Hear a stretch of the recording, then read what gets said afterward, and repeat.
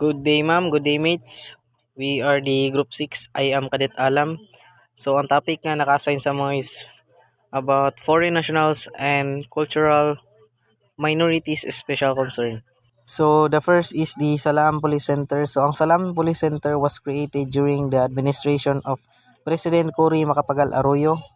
So ang Salam Police Center diay is an example of community policing for the reason that ang Salam Police Center is ga-focus siya more on community engagement because ang Salam Police Center is it aims to foster understanding, cooperation, and peace between the police and the Muslim community. So by doing that, ma-prevent nato ang terrorism and ma-counter po nato ang radicalization nga gakahitabo sulod sa Muslim community. So kana ding radicalization diay is mao na siya ang process nga ngano ang tao is maka-adapt siya og extremism. So kanang extremism is mao na sila ang tao nga gahold og extreme or strong ideas or belief. So because of that belief or ideas, kana sila nga mga tao is they are willing to harm others or commit a crime para lang ma-achieve ang mga goals nila. So the next is the Salam Police Center function. So number 1 is ang Salam Police Center function is gakuan sila og kanang patrol bitaw para ma-address nila ang terrorism and lawlessness nga gakitabo sulod sa Muslim community. So ang second function is kanang ginatudluan nila ang Muslim ug ang non-Muslim police officer sa Islamic customs and traditions sa mga Muslim through seminars or orientation. The third function is to disseminate Muslim culture information to PNP and the public through flyers and dialogues. Number 4 is ang Salam Police Center is ga-coordinate siya sa different agencies like AFP, LGUs to ensure proper handling of cases involving Muslim and promote law enforcement aligned with their cultural sensitivities. The number 5 function of the Salam Police is work closely with national organization like the National Commission on Muslim Filipinos and Muslim Christian communities to effectively address threats of terrorism and violence. So in other words, ang Salam Police Center is kasik siya og kana ga-coordinate siya sa other nga agencies para ma-address ang threats sa terrorism ug violence sa Muslim community. So number 6 function is to strengthen the Salam Police Center as a separate autonomous unit. In other words, ang Salam Police Unit is they want to work independently without kanang receiving support from others. Like na sila kaugalingon nga funds o kaugalingon nga personnel. So the 7th function is kanang katong mga So the 7th function is to respect Muslim attire requirements. So in other words, katong mga kanang mga Muslim nga police is ginaalaw to sila nga magsuot og religious attire during silang work. So the number 8 function is to increase Salam Center personnel and deploy new recruits. The number 9 function is to promote awareness among police officers about Islamic values, faith, and practices so they can engage in cultural sensitive law enforcement.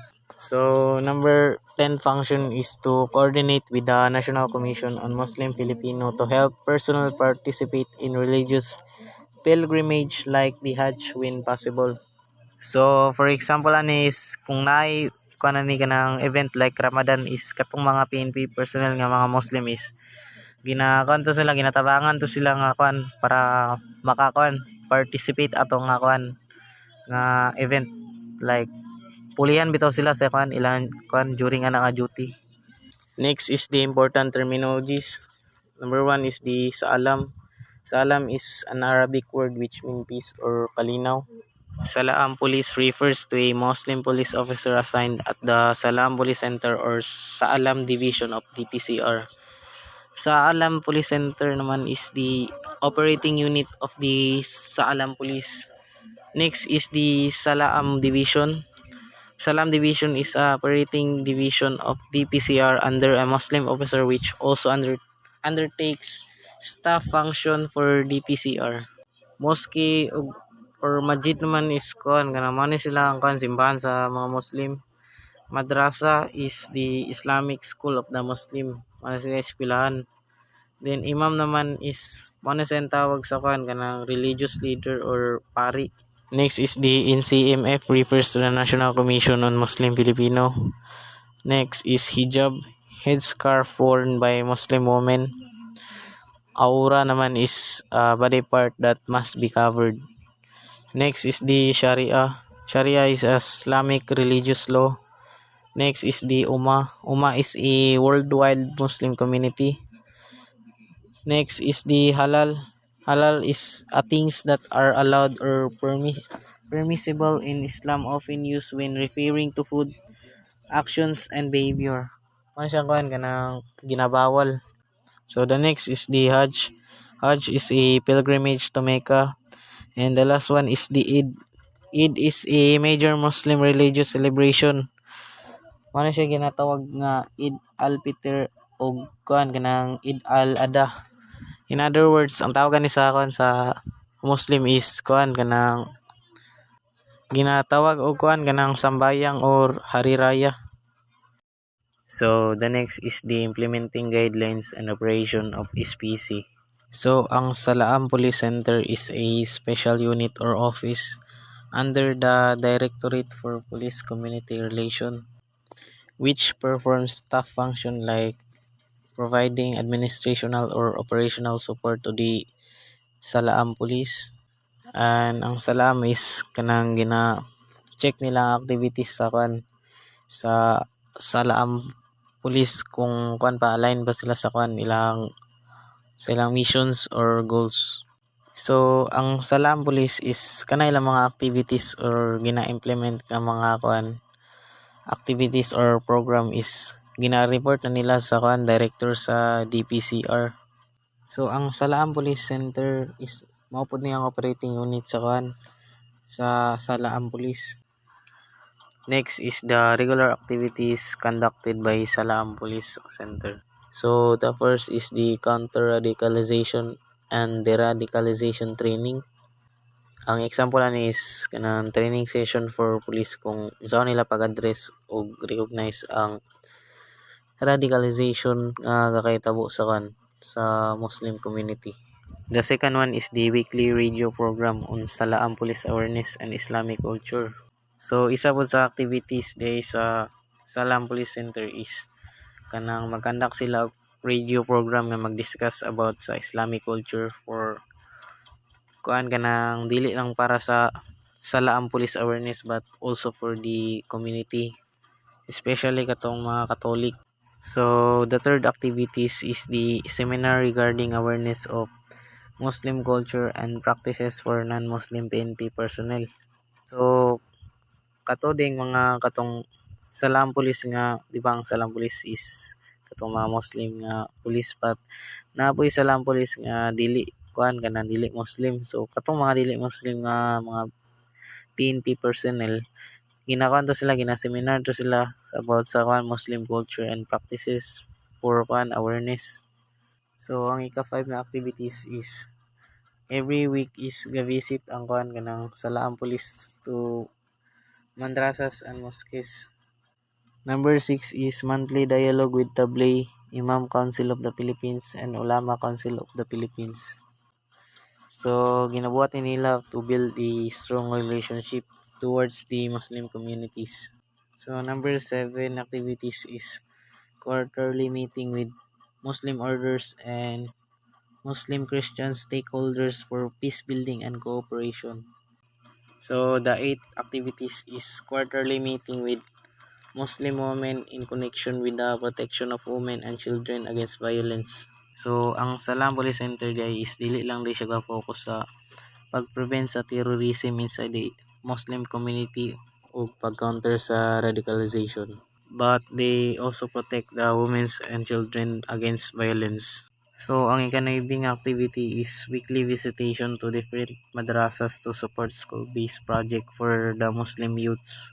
So, ang ika-10 activities is the last activities is the monthly monitoring of activities from the different Salam police offices. So, ang Salam Police Center is ina-monitor po niya mga activities nga gipambuhat sa mga different nga Salam Police offices. Good day, ma'am mates. I'm Palingkod Stephen Lawrence, and my topic is about foreign national special policing concerns. Foreign national special policing concerns. Number 1, permanent resident aliens accounting. Kaning permanent resident aliens accounting is example, in a crime scene, ang police officer ginakuha niya ang resident status sa biktima, like kung kuan ba temporary resident ra ba ni ang biktima, permanent resident or foreign ba ni siya. Number 2, linkage with concerned foreign embassies. Ang kaning number 2 example is nay foreigner nga nakakommit og crime inside in the Philippines, like taga Japan ba siya. Ang taga Japan nga embassy is mukontak siya sa Philippine embassy para nang isettle na nga kwan para matuman ang karapatang pantao. Number 3 is language and culture. Sa language and culture is, for example, ang police officer gakuha siya og info about sa crime nga nahitabo. Example, yung nadulan is tiguang. Ginagamita sa iyang pag-approach is gamitan niya og po or opo, or sa English is mag-place siya o magkuha siya og info. Number 4, linguistic differences. Anong linguistic differences is, example, police officer nakikistorya siya sa foreign, maglisod check sa bot, so ang iwat sa police officer is nagamit siya app nga translator para dali ra sa iya makikommunicate sa foreigner. Hey ma'am mates, ako ni Second Andre Barcenelia. Ang report na ko karon is problem-oriented policing. Problem-oriented policing is a proactive policing strategy that focuses on identifying and addressing specific crime problems. Instead of responding to incidents individually, this approach targets pattern or cluster similar incidents to uncover their underlying causes. This method was developed and introduced by Professor Herman Goldstay. Ang problem-oriented policing daw ko is isa ka pamaagi nga nagatutok sa pagsabot o pagsulbad sa tinuod nga hinungdan sa krimen. So there are 8 POP process. First is prepare yourself. Iandam ang imong kaugalingon sa pagtanaw sa problema kung unsaon pagsulbad ang maong problema. Second is learn about problem-oriented policing. Ilhon nimo og sabto nimo ang konsepto sa POP kung unsaon pag-work effectively ani sa policing. Study environmental strategy. Susihon nimo ang palibot aron masabtan nimo kung giunsa kini nakapekto sa krimen og ang kagubot. Fourth is scan for crime problems. I-identify nimo ang gabalik-balik ng krimen o problema sa komunidad nga nanginahanglan sa atensyon sa kapulisan. Apil ani ang pagkuha og impormasyon gikan sa laing-laing sources. Fifth is study in depth. Deeply analyze the problem and understand kung kinsa involved ani, kung unsa ang nahitabo, asa ug kanusa o nganong nahitabo kini. Sixth is find practical solution. Create realistic and specific solution para masulbad ang maong problema. 7 is assess the impact. I-check nimo if the solution work by reviewing result. Tanawa kung ang problema nabawasan ba or nawala na. 8 is communicate effectively. Ipahibalo nimo ang resulta sa mga katawan or sa publiko aron makabot ang pagsalig ug kalinaw sa komunidad.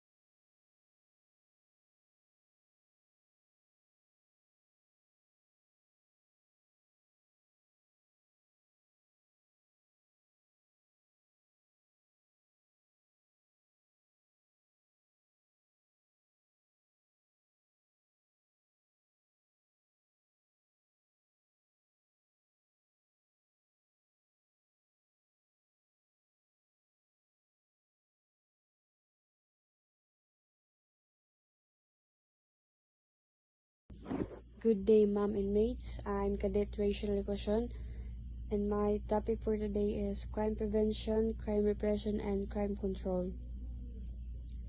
Crime prevention, the eradication of the desire existing on the part of potential criminals as the likelihood of committing crime. So, the crime prevention daw is on how we are going to prevent crime, like for example, eliminate ang desire sa usa ka tao to commit ay crime. Specifically, kanang iyang motive para dili siya makakommit og crime daw kuno. So, next is crime repression. The elimination of opportunity existing on the part of criminals in order to prevent crime before it materialize. So, kanina siya is kanang i-eliminate ang opportunity para dili makakommit ang crime. For example, sa usa ka balay, dapat na jud siya suga or isa ka tao permi para ang usa ka motivated nga offender dili siya makakommit og crime kay dili avail ang opportunity niya. So the last is crime control. A model or perspective of criminal justice advances the idea that severe punishments control dangerous offenders and protect the society.